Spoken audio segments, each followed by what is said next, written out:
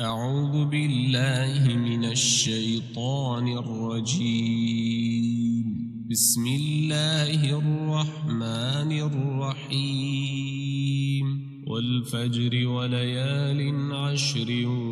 والشفع والوتر والليل إذا يسر هل في ذلك قسم لذي حجر ألم تر كيف فعل ربك بعاد إرم ذات العماد التي لم يخلق مثلها في البلاد وثمود الذين جابوا الصخر بالواد وفرعون ذي الأوتاد الذين طغوا في البلاد فأكثروا فيها الفساد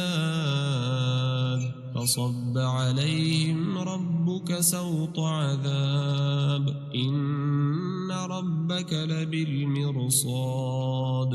فأما الإنسان إذا ما ابتلاه ربه فأكرمه ونعمه فيقول ربي أكرمن وأما إذا ما ابتلاه فقدر عليه رزقه فيقول ربي أهانن كلا بل لا تكرمون اليتيم ولا تحاضون على طعام المسكين وتأكلون التراث أكلا لما وتحبون المال حبا جما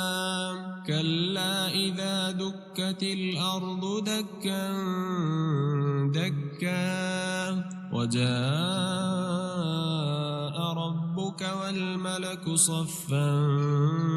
صفا وجيء يومئذ بجهنم يومئذ يتذكر الإنسان وأنى له الذكرى يقول يا ليتني قدمت لحياتي فيومئذ لا يعذب عذابه أحد ولا يوثق وثاقه أحد يا أيتها النفس المطمئنة ارجعي إلى ربك راضية مرضية فادخلي في عبادي وادخلي جنتي.